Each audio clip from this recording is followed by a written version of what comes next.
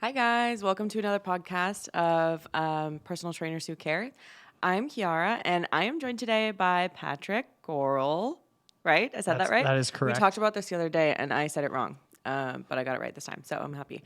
And I've worked with him for 2.5 years, and it's kind of embarrassing that I messed that up. But anyway, so today we're actually going to talk about decoding your trainer's programming. I've wanted to do an episode like this for a while now, just because I feel like there's a lot of terms that even I use with my clients, and they're like, sorry, what does that mean? And I feel like it would be helpful for people to know what we're talking about. And I think it's a great way to get clients to have a working language with their trainer so that, one, you can decide what your goals are together and have a working conversation. I'm going to hand it off to Pat. He's going to introduce himself a little bit, talk about his background, how long he's been at Freeform, and how he came into personal training in the first place. So go ahead. Thank you very much, Kiara. So hello, I'm Pat. I'm a personal trainer for Freeform Fitness, and I work at the Glebe location.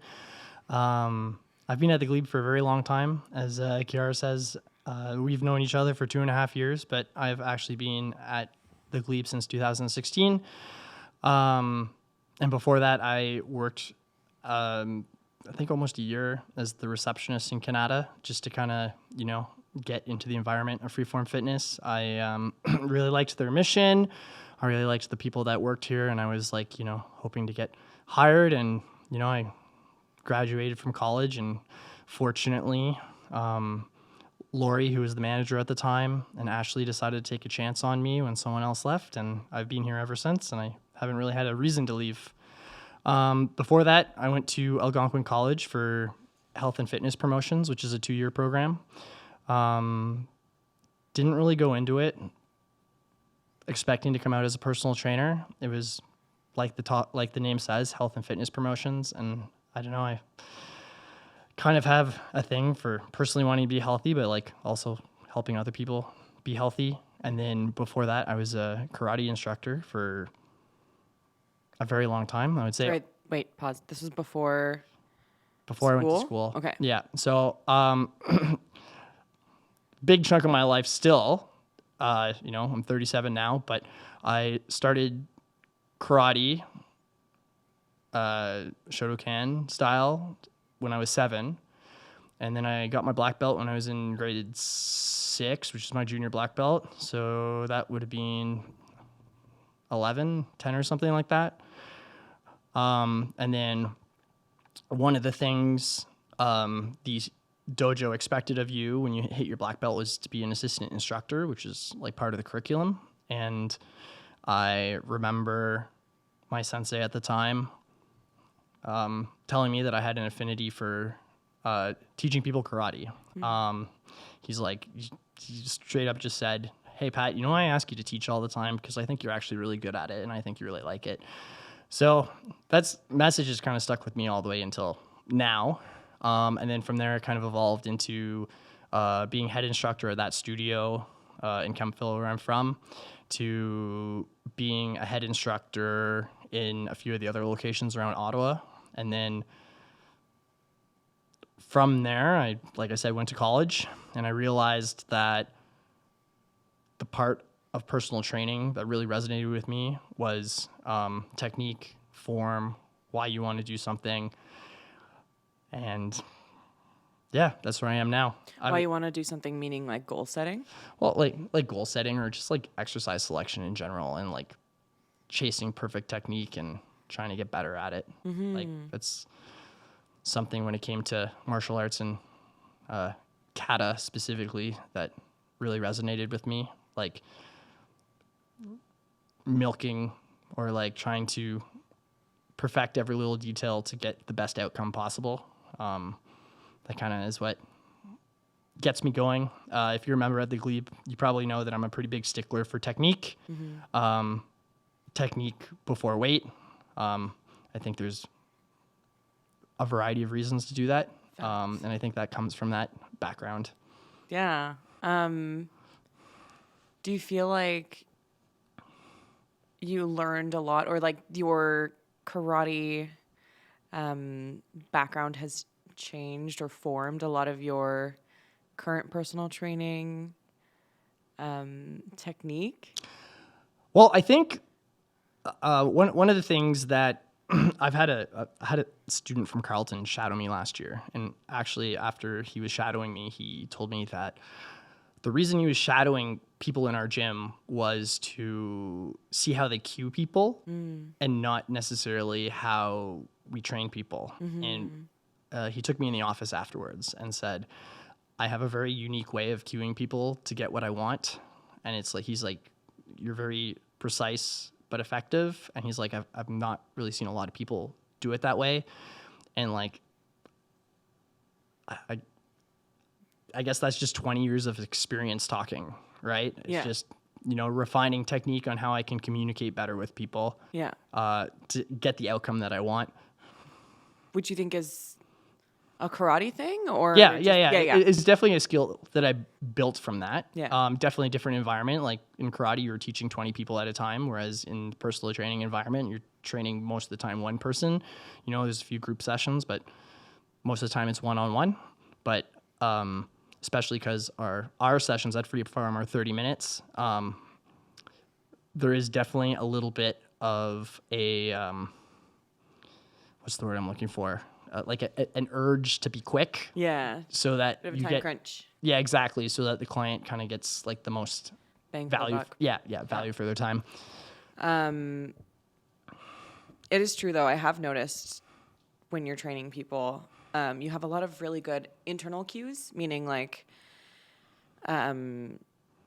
what the person's supposed to feel in their body, and then also external cues, like where something should be going. I think I've noticed a few times you say, like, bring your shoulder blades up towards the ceiling or something like that. And tiny little things like that can make a huge difference for teaching someone where they should be at which point during an exercise. And I think that's especially helpful for the animal flow stuff that you do, which...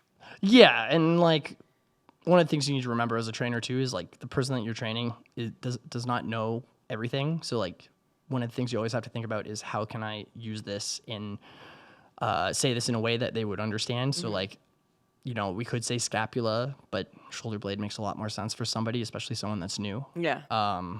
So yeah, like little things in that you want to try to keep in mind. It's true. And I think that, both can be helpful if you're defining them properly, but to make things as clear as possible is going to be the most important thing. And that's exactly why I wanted to do this podcast today. And yes. Yeah. Because like kind of what you hinted at there was a lot of the stuff in this field can feel like a second language. And I do feel like a lot of people get the terms wrong. And one of the best ways of being able to communicate with one another is speaking the same language and understanding what term means what, right? Because, Yeah. So I want to start from the very beginning because people mess this up even. And I'm ready, Kiara. Yeah, go. Okay, we're going to talk about sets, reps, and volume first, just because that is going to be the bread and butter of any program. We're basically going to, obviously choose an exercise, but to do that exercise, you need a certain amount of sets and reps. So why don't you define what a set is and then define what a rep is for me, and we'll go from there. But yes, what's interesting, and I've kind of noticed this over the last 2 years, that people get sets and clients get sets and reps in reverse. Yes. Sets are the number of rounds that you are doing for the exercise. Yes. So as an example, if we were doing a barbell back squat and I say we are going to be doing 3 sets, that means we are going to be doing 3 rounds of barbell back squat. 3 rounds for any number of reps. Yes. So a set is the amount of reps that you are doing in a grouping. Yes. Yeah. And yeah. So then reps would be the amount of times you are performing them in a set. Yes. So this could look like 5, this could look like 6, this could look like 10. You can give a range. I like giving a range. I like giving a range too. Yeah, we can talk a little bit more about that later.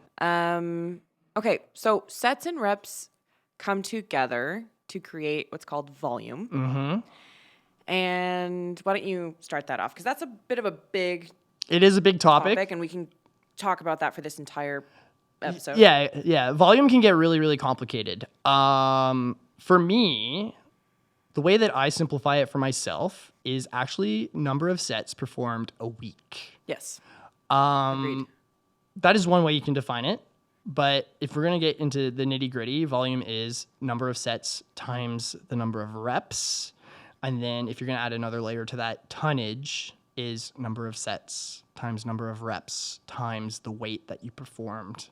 Yeah. So that's the amount of load that you're putting on your body in any given session or any given week. And that's going to be really important to determine because it gives you a very clear quantitative indication of how much work you're doing throughout the week. And it gives you a great indication of how much you might be progressing. So let's say you're a beginner and you're just starting out and, you're seeing progress regardless because, there's the phenomenon of beginner gains. Yes. And that's just...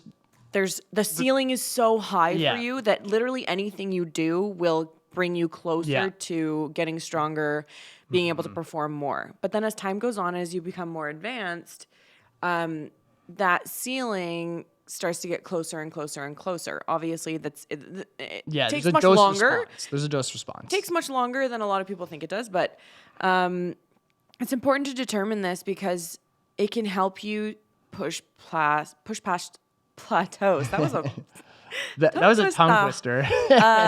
It can help you push past plateaus because let's say you are doing 3 sets of an exercise per week and for a while you're progressing and then you're like, okay, nothing's happening anymore. You might need to determine, should I add another set in there and then record how well I'm doing week after week? So it just gives you more data for your ability to progress. Just as a little side note there, if you were to add and you know this obviously, if you were to just add another straight up set, that is a huge volume jump. Yes. Right? Whereas you could add reps or instead or something. Yeah. And that's a great point. And especially depending on the, poundage that you're using. But it can make a huge difference for your ability to recover. Yep.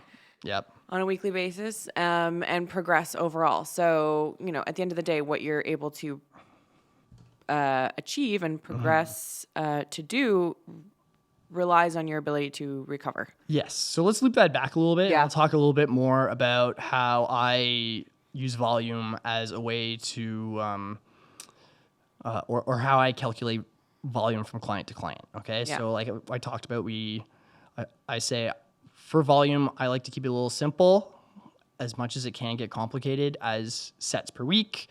From my understanding, in order to see gains in the area that you want to work, you should be performing at least 10 sets of the targeted muscle per week.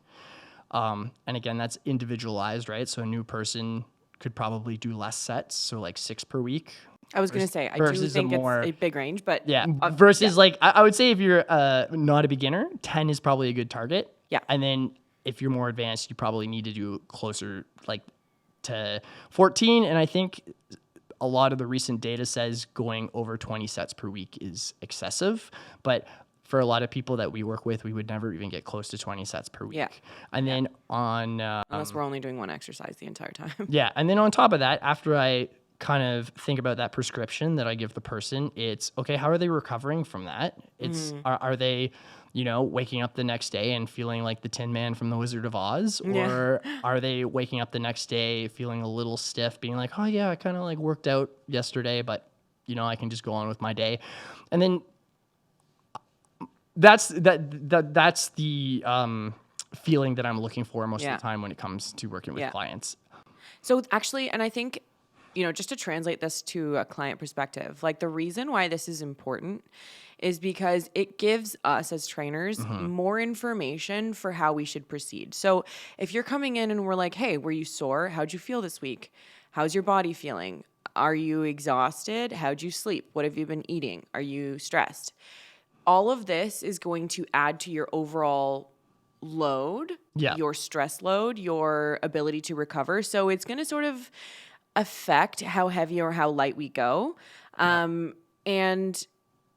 or how much volume that we do in general. So it sort of gives us a better idea of, how were you affected by that specific workout, and how might the rest of your life be affecting the workout that we're going to be doing today, or even your ability to recover from a workout that we did previously. So, it's not just, this random conversation about numbers and progress. It's about our ability to, one, not kill you after your workouts. That'd be the worst, because we'd like you to come back, please.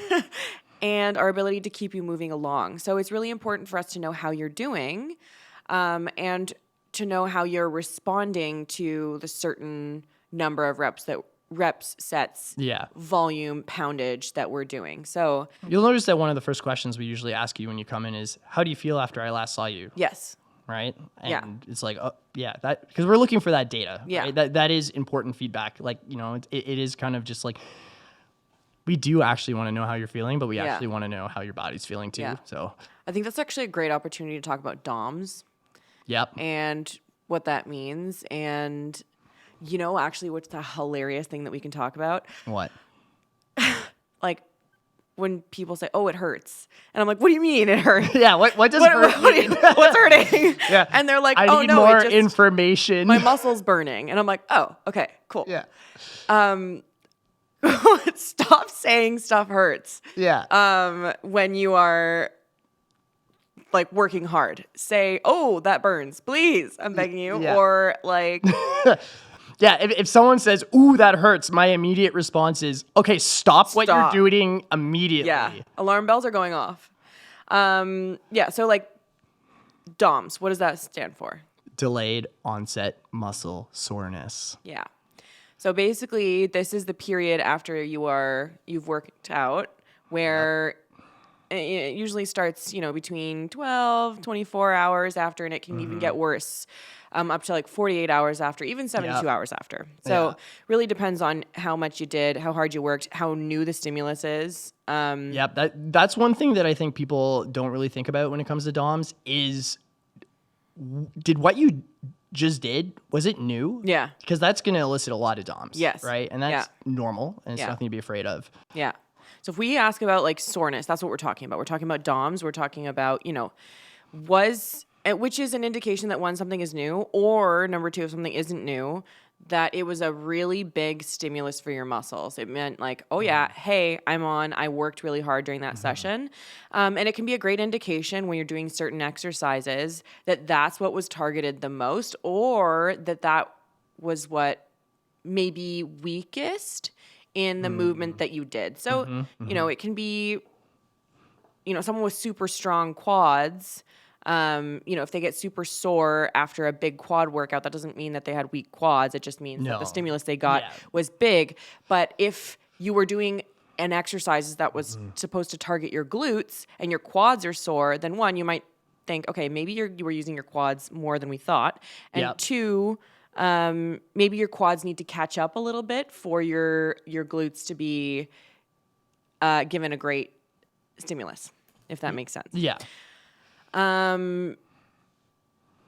So DOMS refers to soreness. Pain. How much DOMs should you have, Kira? That's a really great question.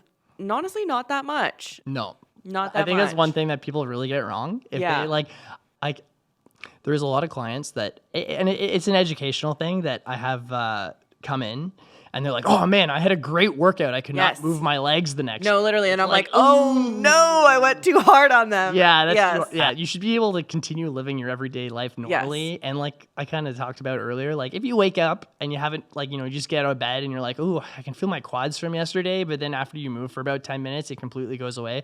That's probably about a good stimulus that you want. Yes. You want to have a little bit, not even necessarily. I've gone through great workouts where the next day I was not sore at all. And that's a great indication that like I've hit that sweet spot where, you know, I'm pushing the dial along, but I'm not adding to fatigue so much that, you know, it affects the rest of my life, you know? Yeah. A lot of our clients shouldn't be chasing DOMs. No.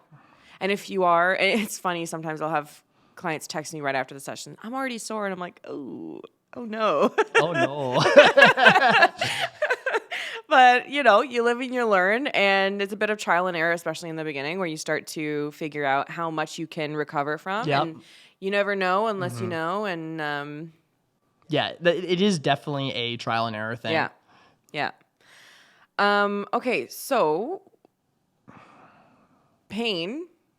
Ooh, you just had Etienne on and he was talking about this. Yeah, but I want to talk more from like a perspective of like, what do we hear when you say you're in pain?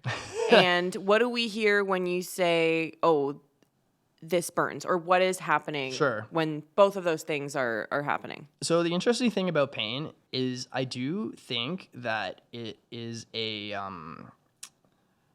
it's trial and error like everything else, but I think it's a learning experience in and of itself, right? Because if you're somebody that has never exercised in your life, like we train a lot of middle-aged folk. So what's the word I'm looking for here? Generally, these people have had some injury at some point in their life, and they know what feels bad, right? So you will already have some wisdom coming into personal training. Now, what I think the learning experience is when you start working with somebody, teaching them what is the right thing to feel in regards to when it comes to strength training. Yeah. Because there's definitely a wrong thing to feel. Well, and also depending on the movement that you're doing and Yes. how new it is, how big the load is. Like if someone is expecting a bit of knee pain because they have sore knees and they say, oh, that hurts, then be like, okay, I'm not going to freak out because like I already know that that's, you know, happening to them at a baseline when they're walking. I'm not going to tell them to stop walking. I'm not going to tell them to stop moving. So yeah, if that's happening during exercise, then yeah, sure. Maybe, you know, it's pissed off. It's a little warning signal from your brain to be like, hey, be careful. But it's not necessarily tissue damage. And, you know, if you want to learn a little bit more about pain specifically, I would go back to that podcast with Etienne. I don't want to do a deep dive on that today, but that could be a whole podcast. Well, absolutely. It was. That's why you had Etienne on. That is why you had Etienne on. So yeah, it's just a bit of information from your brain saying, hey, this is not comfortable for me right now. And being uncomfortable is okay. Yeah. And it could also be indication of injury. So there are both of those. The conversation I have with clients surrounding that is instinctively you will know if something does not feel right. Yeah. Like even if you are completely new at this, you will know if something does not feel right. Like it's like a survival mechanism. Yeah. Yeah. So like just trust yourself on that. And then that burning feeling when you're doing exercises is buildup of lactic acid and metabolites that give you that sort of itchy feeling. And they usually happen when you're doing something like an endurance set or a higher rep set. And they tend to, which we'll go into next. Yeah, but we'll talk I'll about let that. you expand on that if you want. Otherwise, we will. Well, yeah, I have a question for you actually regarding this. Yeah. So with my 10 years of experience, I find that push motions elicit more muscle burning than pulling motions.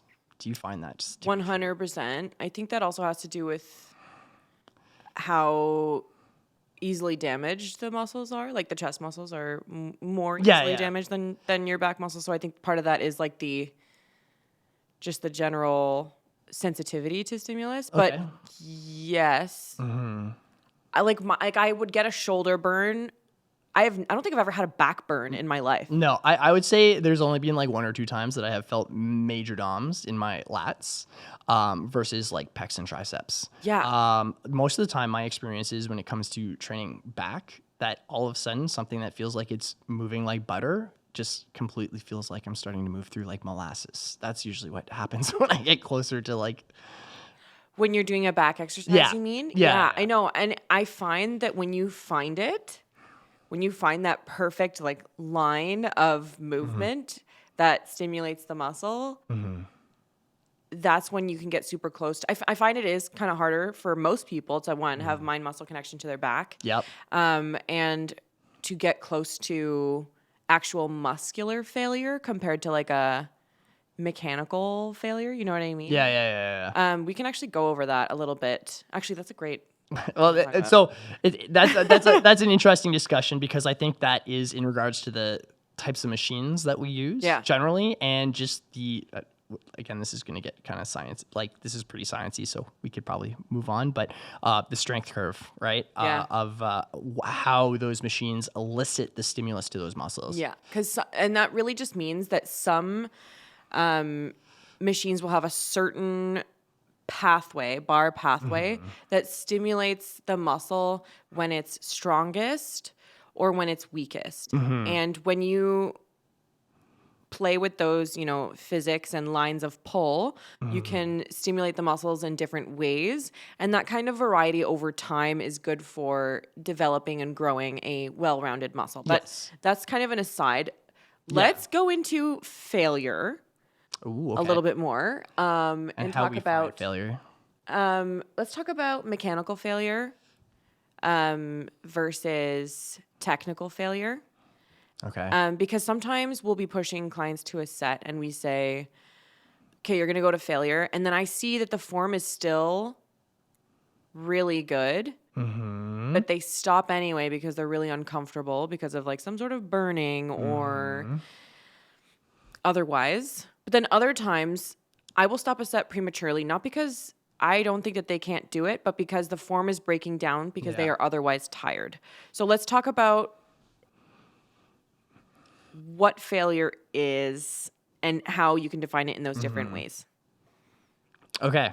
So let's go. Why don't you start with what's mechanical failure versus technical failure? Okay. Like mechanical failure is just like your muscle not being able to function anymore. Yeah. And then technical failure is the technique definition of the exercise you are performing, and you are no longer able to abide by that technique or guidelines that you set. So, for example, in a deadlift, if you decide that you want it to be a really glute dominant deadlift and you want your glute to take on all the load and you want to go to failure on that technique, if suddenly you are unable to use your glutes as much as you were previously, and suddenly you have to straighten your legs a little bit more to use your hamstrings or round your back a little bit more to use your back. Yeah. It's not a bad thing. It'll help you complete the rep if your goal is to get a certain number of reps, which means that you are overall have the strength to complete that number goal. But you have failed on the rep where you could not keep that same technique that you started with. Okay. Yeah. Which to some people you could say that like, there was a mechanical failure of the glutes, but now we're getting in the nitty gritty and that doesn't really matter. But the question is like, what was the stimulus that you were looking to achieve with that exercise? Yes. Right. And it's like, okay, I want you to be working your glutes with this deadlift exercise. Yes. You are no longer working your glutes. This is, I don't want to say a waste of energy, but a waste of energy when you could be resting and performing another set. yes, a bit counterproductive. That's because a good way of putting it. And again, this is important because it helps you and us determine what's most important to you. You want to strength train, you want to get stronger generally, hell yeah, let's do a heavy deadlift.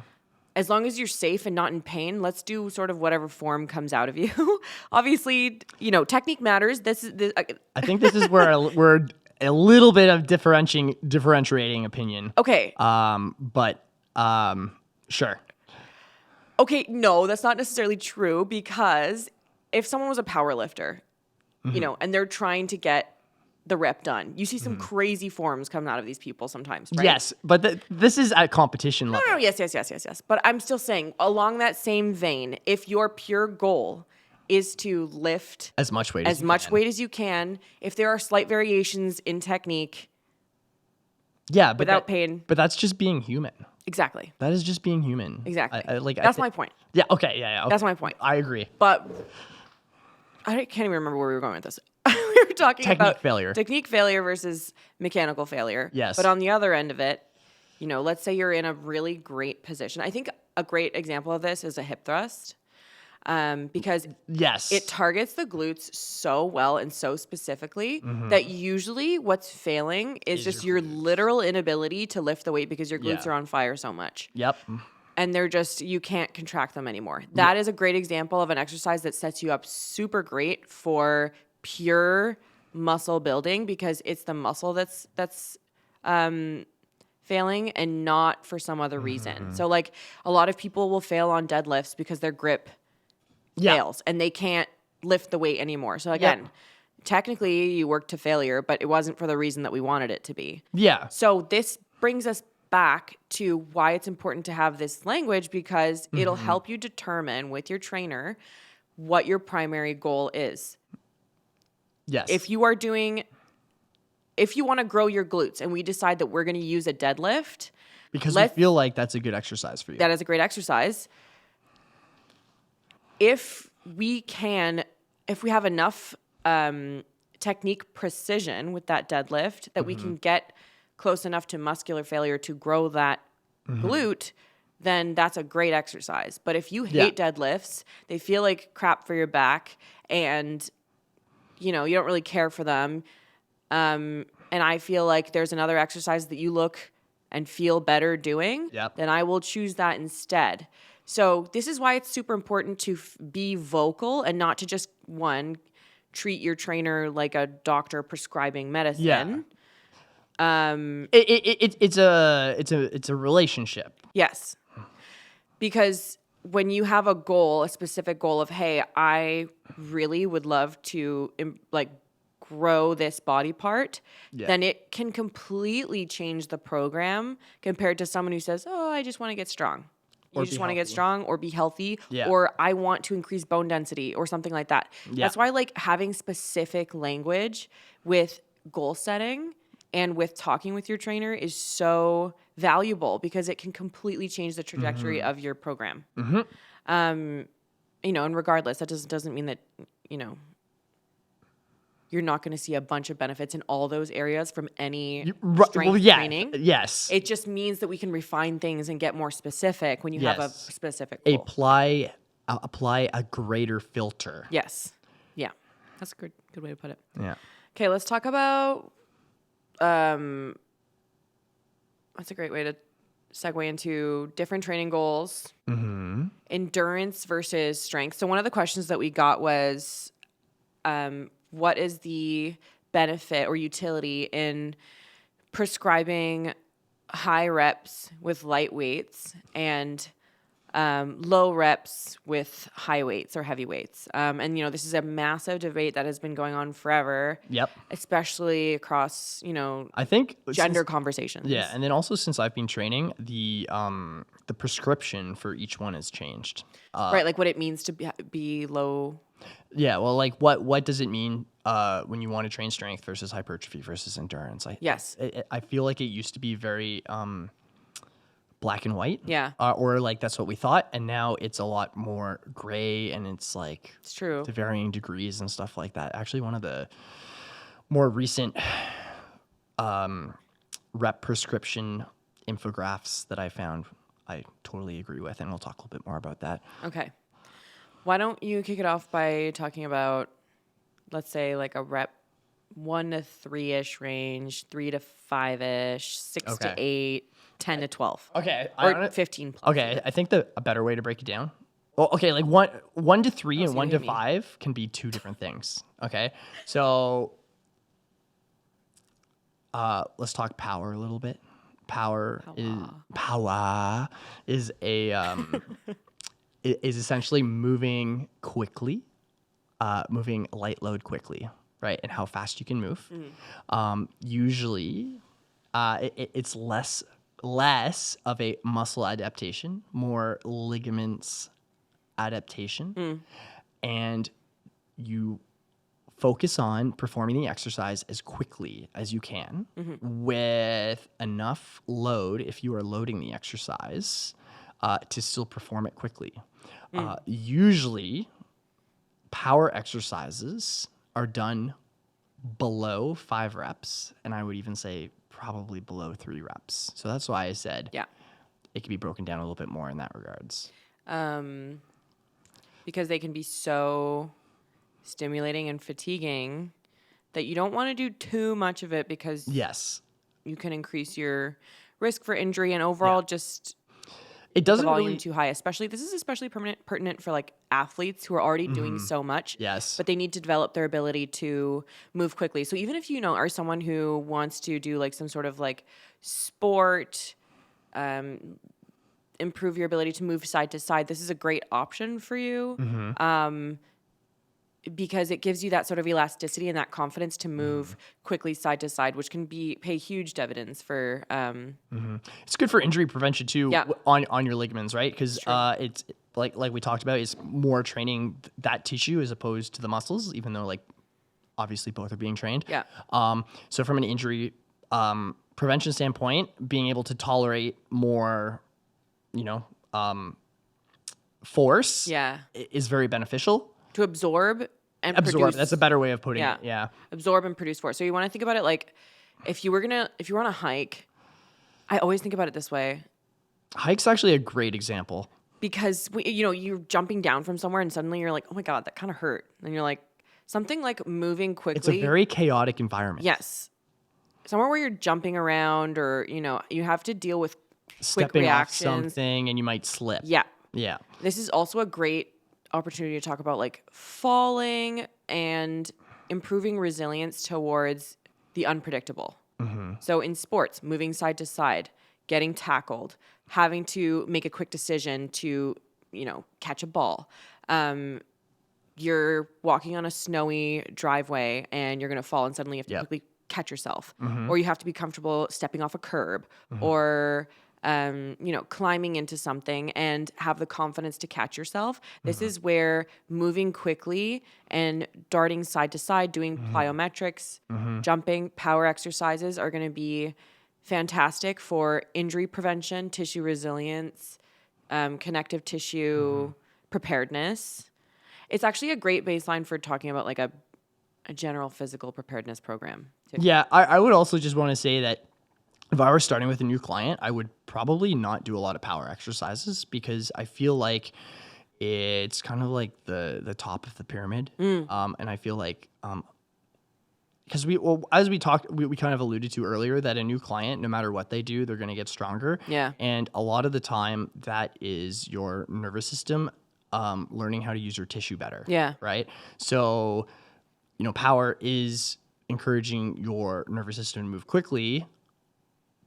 But there is, it's a safer environment to just try to get the person moving and stronger starting out before moving into more of a power exercise. And I also think that you probably get more of a benefit afterwards training power after somebody has had some training experience. Yeah, I do think so too. And I think that there's a bit of a baseline strength that you want to have before you're going like pedal to the metal with this kind of stuff. And then, it can be a really easy way to like get a hamstring injury or something. If you haven't sprinted in years and suddenly you're just going like, ooh, straight into it. It's also very chaotic, right? And if you cannot, if you do not understand your body and move very well, it is a great way to injure yourself starting out. Yeah, but I want to be careful with talking about that because I think that like I don't want to gatekeep anything like that. Like you do not need permission from anyone or like some sort of like perfect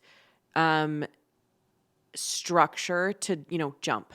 Yeah. Jump and then like jumping is like a basic human movement. Exactly, yeah. So it's like it's not to say that it just means like, we're not going to be treating you like a Pro hockey athlete. Right. And we're just saying that maybe that might not be an appropriate place to start with Right you, away. But but we're not saying that you shouldn't do it. But a client who like has never really done personal training, isn't super crazy into the weight room, if they have some like intramural sport experience, hell yeah, let's do some jumping. Yeah, it'd probably benefit them a lot. So I guess we should move on to strength then. Yeah. Yeah. So we talked about power being low repetition and lighter weight to the point where you can move quickly. Yeah. Strength is low repetition and trying to move as much weight as possible. Yeah. This will hit your tissue a little bit more. When I say tissue, I mean muscles. As opposed bones to and also bones. But any heavy load will hit your bones. It is, I would still stay more on the neurological side of adaptation than higher reps. Oh. The reason why, let me just say this quickly, is because when you're doing a higher rep set, especially in the beginning for someone who doesn't really know how to do a movement, you're basically teaching them how to do it and giving them as much practice as possible. But I do understand what you mean in terms of the overall activation of the nervous system is going to be at the highest point, because you are asking your body to lift a super heavy weight. Use as much muscle as you can your maximum to move as much weight. But if that's as what you meant, then I totally agree. Yes, that's what I mean. Okay. So yeah, you're literally telling your brain and your body and your muscles to use as many fibers as possible to move the weight, which is so great for getting a good stimulus to build muscle. So a lot of people will be like, oh, no, you're not going to build muscle. And then you see power lifters or Olympic athletes who are huge. Yes. You're probably going to, I don't like using these terms. I'll say probably, but I even mean it more loosely than that. You will probably not develop as much muscle lifting low reps heavy weight as somebody who does more repetitions or more total volume. Yeah. Yes. But you will still build muscle. You will still build a ton of muscle, for sure. And the benefit of that is that you can lower the amount of fatigue that you're experiencing on a weekly basis. So it's a very recoverable amount of volume. If you are going, obviously, if someone's super fatigued and you're doing, their 1, 2, 3 rep max every week, that is taxing. Well, and also how close it is. Yeah, like you said, how close it is to their 1 rep max. Okay, actually, we didn't really talk about that, but I feel like maybe it might be an appropriate time to talk about that after this. I don't know if that's self-explanatory, but anyway, 1 rep max means the most amount of weight you can move for 1 repetition, or you can't do more than one repetition. Yeah. It's your absolute max. And there's so many different ways, like you can do your 2 rep max, 3 rep max, 4 rep max. And there's, calculations that you can do to figure out, math, ballpark where you would lie. If you had a one rep max information, you could probably get the information for your 10 rep max or something like that. Yeah. And vice versa. Again, there's a little bit more like to it, because it's like, okay, well, I train 5 reps all the time and I know what my 5 rep max is. If I do this math, I know what my 10 rep max is. If you've never performed 10 repetitions at your 10 rep max, you probably aren't going to hit your 10 rep max, right? There is a little bit of experience involved in that. Exactly. Yeah. But so you are going to be able to build muscle for sure with low reps. That's not to say that in any rep range you can build muscle. Any rep range. That is actually what? I have a comment here on this. Go. And again, this is how I've interpreted the science. So as I've talked about earlier, we just mentioned how lower repetitions build less muscle, get you strong as fuck, and then strong as F, and help with bone density and stuff like that. Even though all weight training will help with that. Yes. Women specifically who do not want to get bulky or are a little apprehensive about getting bulky, lower repetition could theoretically help you with that. Yes, actually, that's a great point. I encourage a lot of my women clients to lift heavy for that reason, if they do not want to put on a lot of muscle. And also, it's so funny to think about that. And because it's the exact opposite of what they think. I have so many clients who are like, I hand them a heavier weight and they're like, oh God, am I going to get bigger? And I'm like, first of all, this is the point. This is, sure. This is the point in the podcast, though, to kind of help educate people and stuff like that. Yeah, no, it's so true, because And it's also great for your bones. This is why it's great for women specifically, because we are And more mental. mental for sure. Yeah. Women are more vulnerable to osteoporosis, especially with our, hormonal,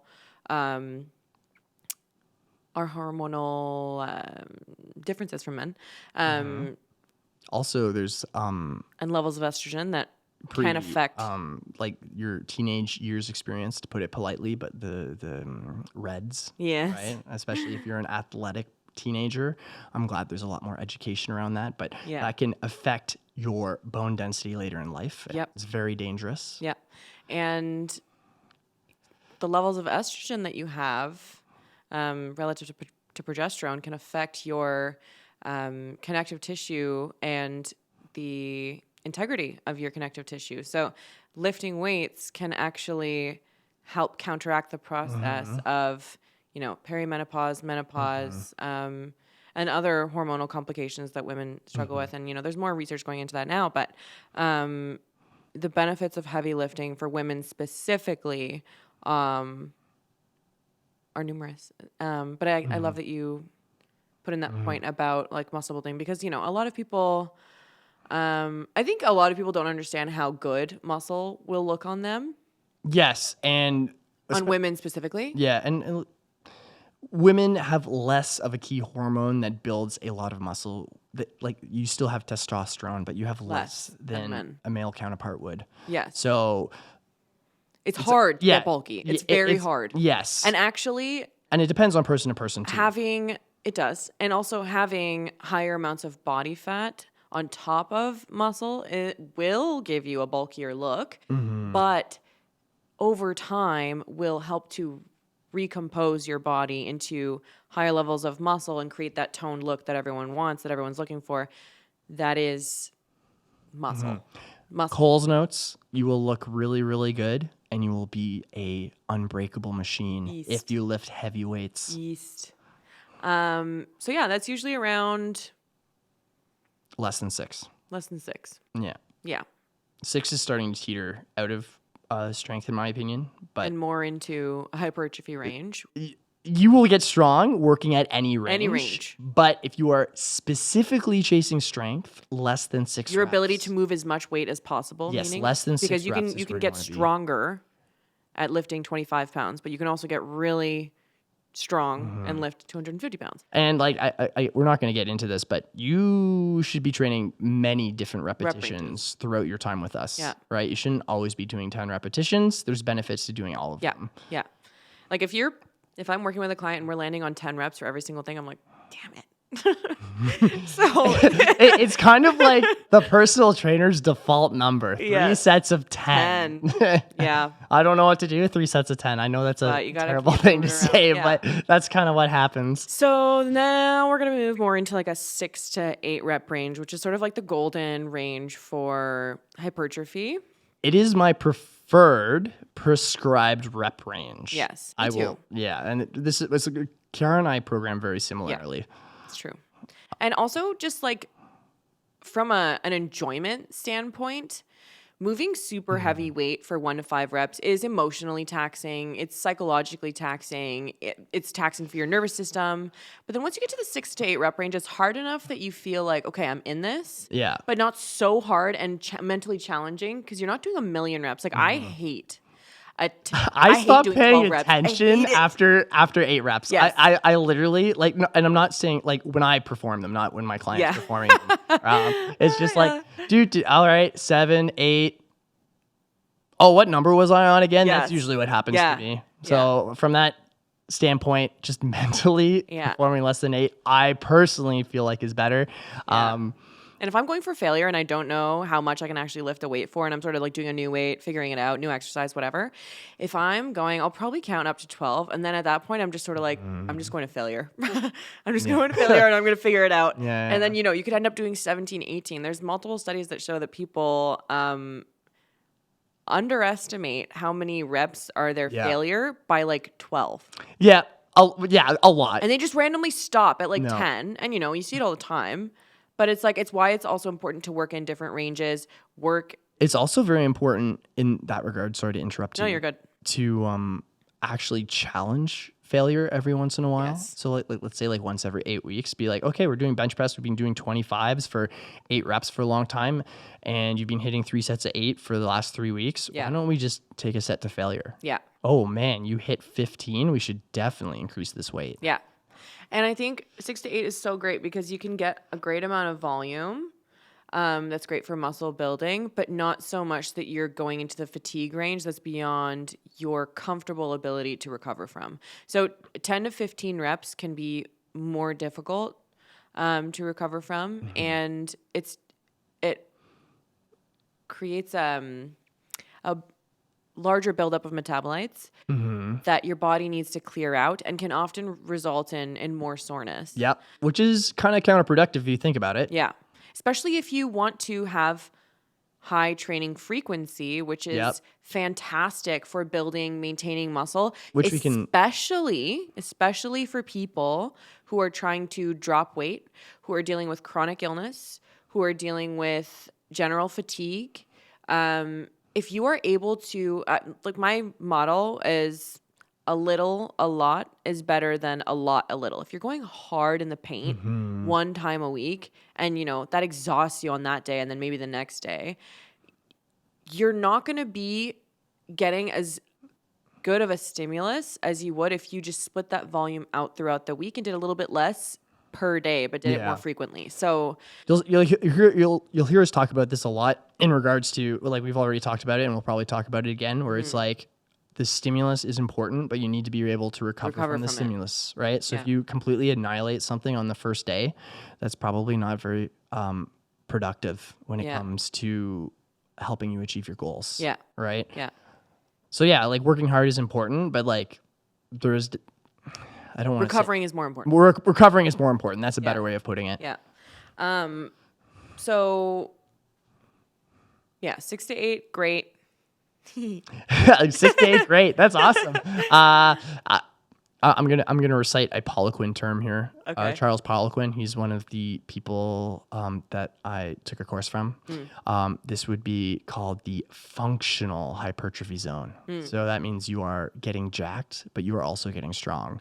That's not really what it's called, but that is what the term I've heard it being called, and that's the term I will continue to use. Yeah. It's the best way to maximize and sort of like, you're like a centrist. You're like a centrist of the weightlifting world where you can sort of, get strong and look like it. Yeah. So that's great. We feel like we went over everything there. Yeah, I don't have any more comments on that besides the fact I will reiterate, this is my favorite zone. Yes, it's a great zone. Great zone to be. Yep, love it. Okay, going beyond 8 into the 9 to 15 plus. I would go anywhere from 8 to 20. I would kind of loop those all into the same zone because I think one of the comments I want to say in regards to what was once dubbed the hypertrophy zone is now a little bit different. I would say I want to talk about endurance first before I talk about before we talk about hypertrophy, and I think you know where I'm going with this. You do? You do? Don't. Oh, okay, perfect, perfect. Mystery. Okay, so endurance training with weight. Yeah. Okay. So I guess the first question for you, Kiara, is maybe you can correct me, or maybe you can learn something from me. Should you be hitting failure or close to failure when you are trying to train for endurance? No. No, you should not. You should actually have a lot in the tank. Yeah.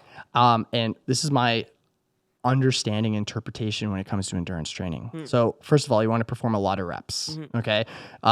Consequently, because you are performing a lot of reps, you will be doing less sets. Okay, so usually... Well, theoretically, not everyone will do that, and they'll just fatigue themselves and volume max and then just be exhausted. Yes, but now we're getting into the weeds here. Yeah. So endurance training, in my mind, is anywhere above 15 repetitions all the way to 25, maybe even pushing 30. I would personally never, ever... unless the client wants to train endurance, make a client do this. Yeah. Because it takes a lot of mental concentration in order to stay in it. To push that hard for that long is really... Yeah, like you're not hitting failure, but it's still like... It's hard, yeah. Yeah, if we're doing bicep curls, asking you to bend your elbow 30 times and remembering that you've done it more than a certain amount of times. Yeah. Actually, I just want to interrupt that for one quick sec. It reminds me of for anyone who goes to the glebe, if you've gone on that godforsaken leg extension, I hate it so much. I hate it so much.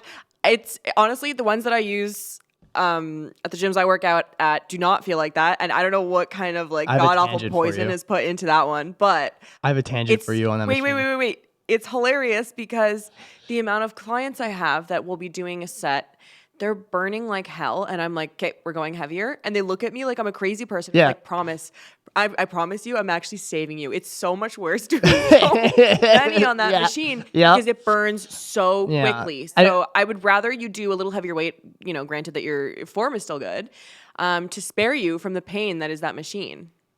But that all goes for endurance exercises in general. Like it's great, especially if you're someone who like hikes, you do like long distances, running, or something. Yeah. Like every time I go on a hike, I'm like, oh my God, I need to do higher reps in my training, and I hate it so much. But got to do it.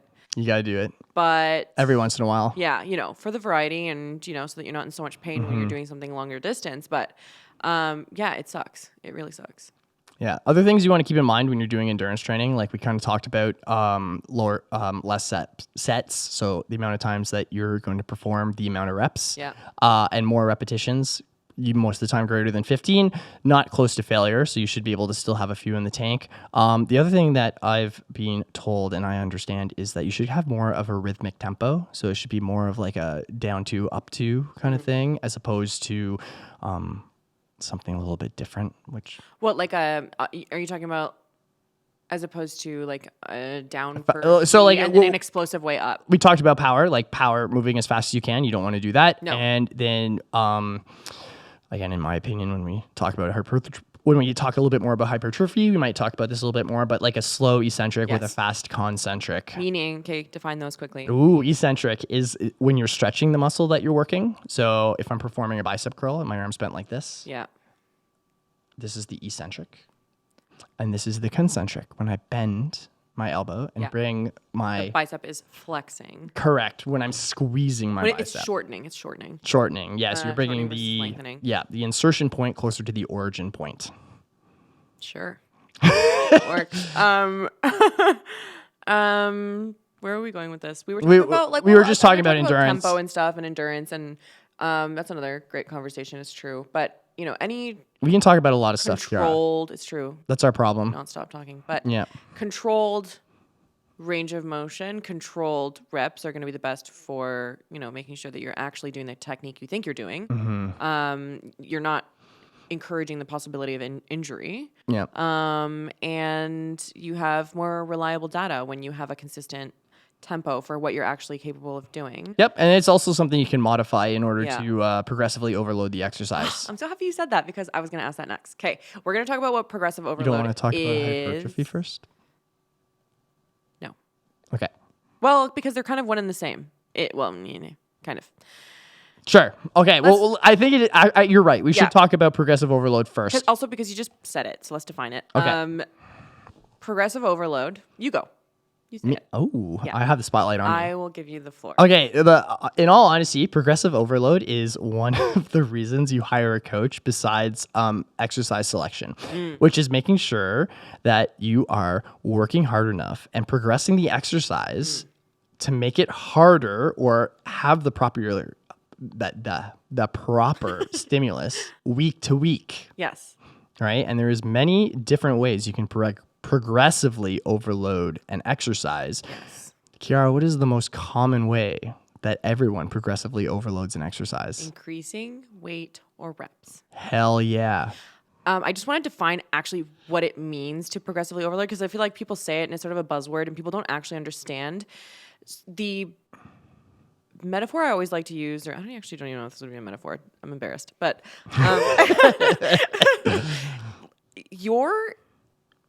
when you give your brain the stimulus to grow.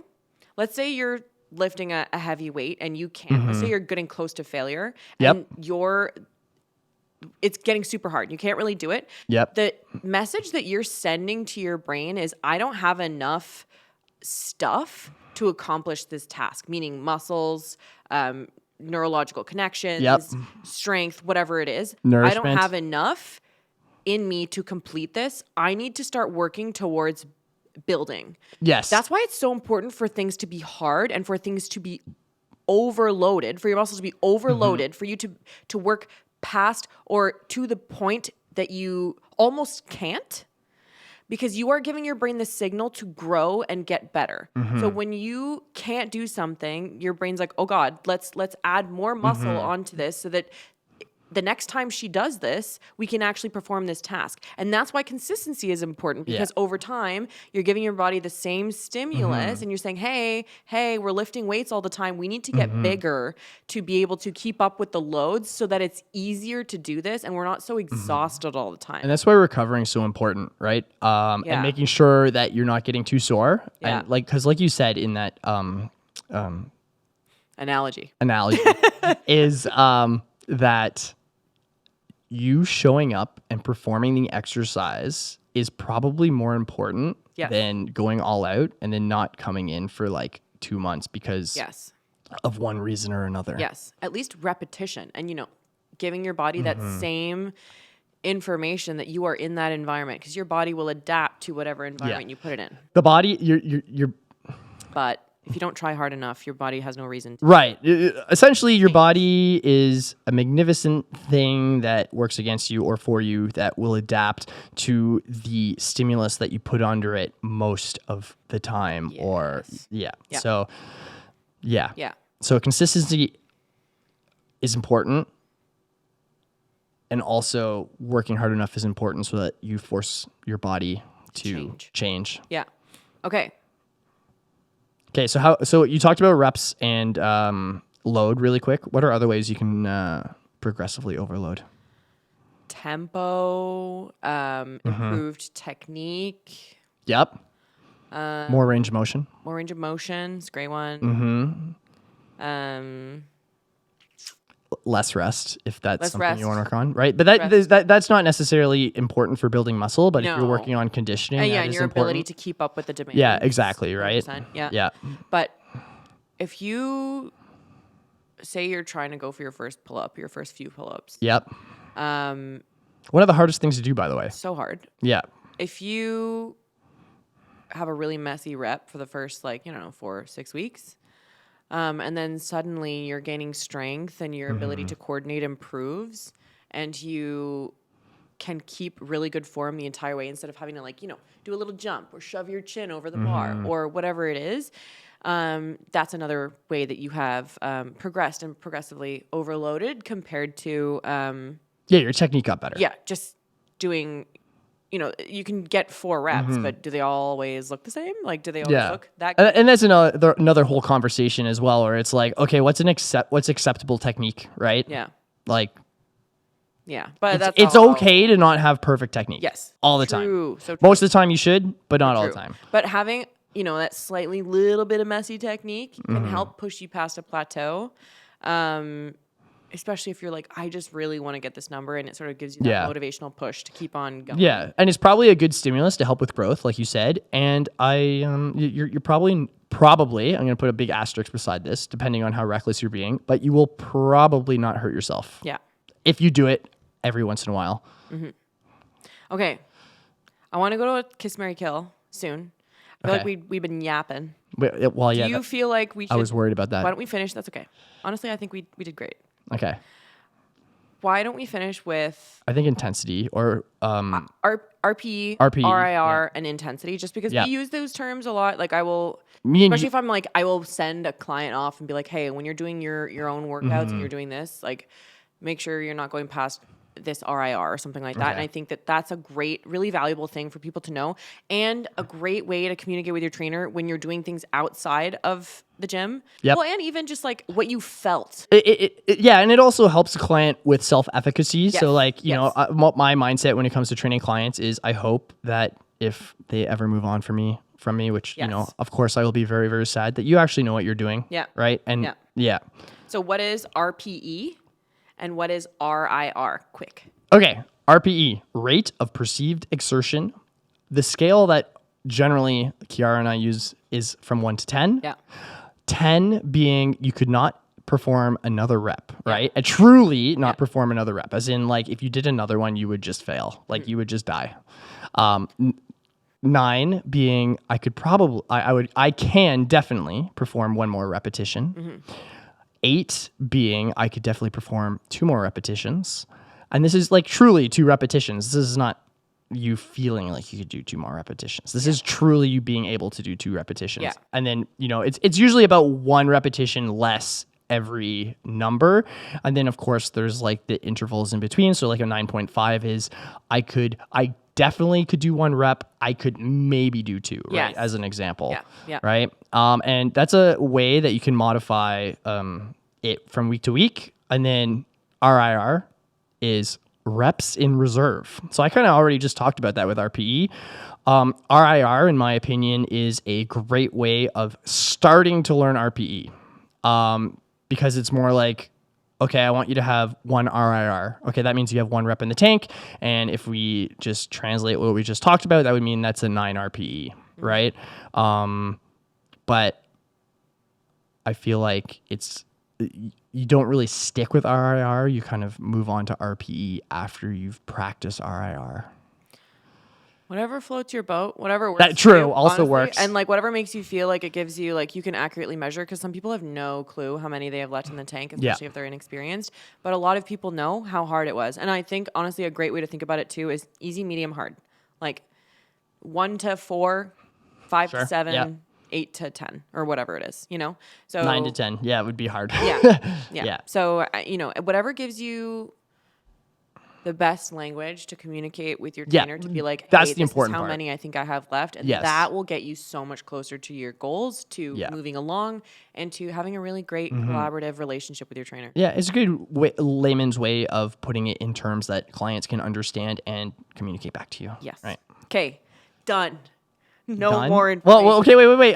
No. One question. Okay, one go. quick What? question regarding that. What stimulus should you have most of the time when you do RPE in order to get a good stimulus? Okay, I'm going to just give you the answer. What? I don't think I understand the question. Okay, if I train a client, and I am asking them to perform an exercise, what RPE at minimum am I hoping that they will hit in order? Yeah, there you go. Right, at least a 6. Right, which is a lot more than people think. Yes. Sorry, a lot less than people think. Yeah. Yeah. Yes. So true. So Yeah, true. yeah, so- Even for elderly populations, like Yeah. 8, literally having 8 reps in the tank will build muscle for someone like 60 to 80.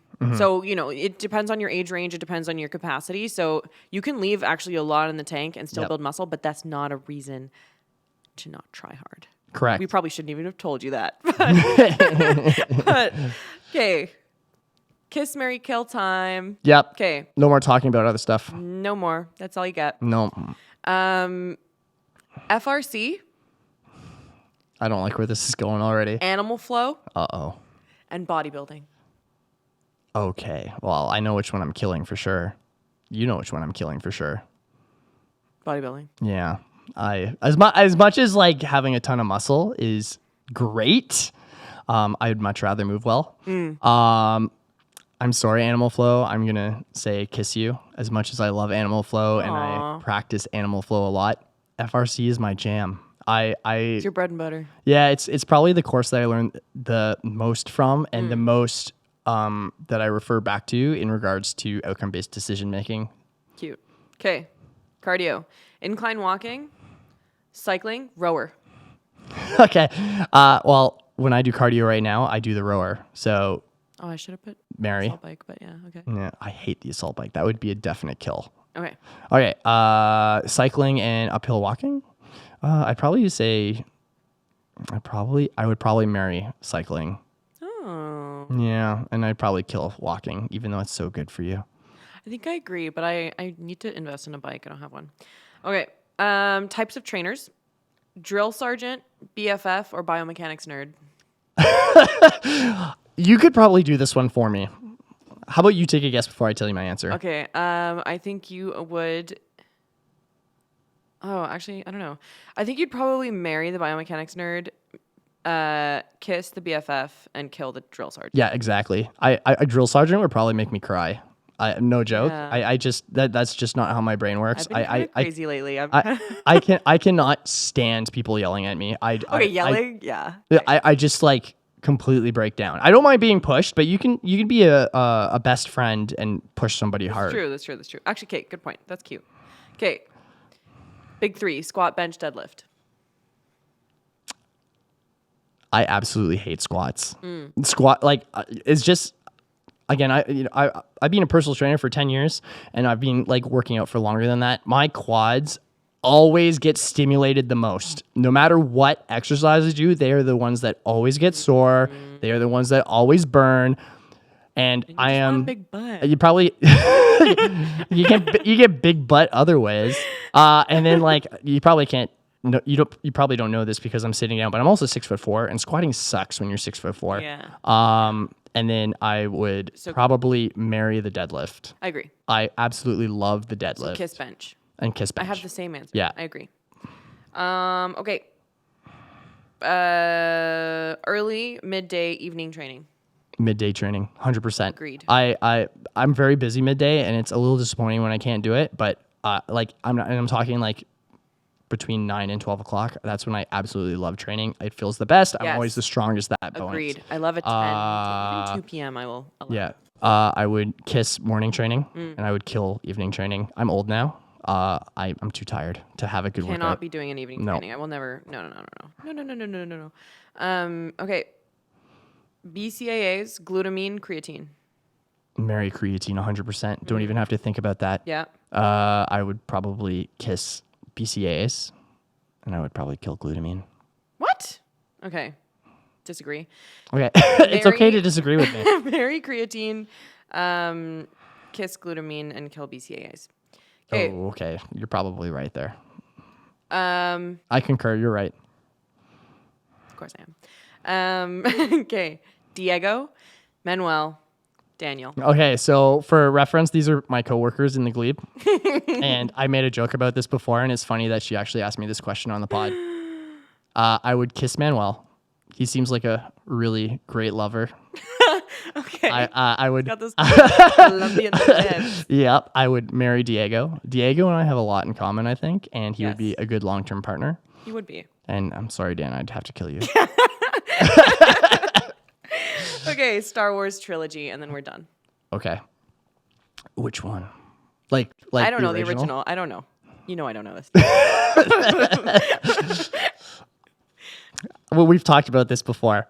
Yeah. And I would marry Star Wars: A New Hope in a second. As much as The Empire Strikes Back is objectively the better movie, we would not have Star Wars without Star Wars: A New Hope, and I could have a whole podcast on Star Wars.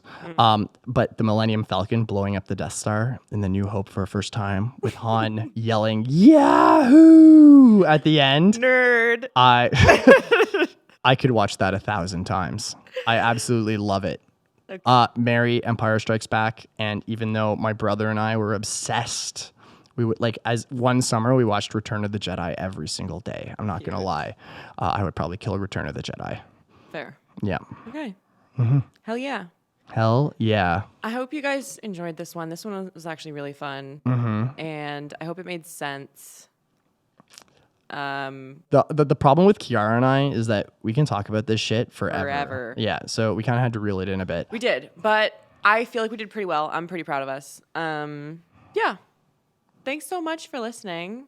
Thank you for having me on. Yeah, it was fun. We'll do it again. I hope so. Please ask I hope questions. I was a good guest. He was. You are. Thank you. Okay. Bye. Thank you for coming. Bye.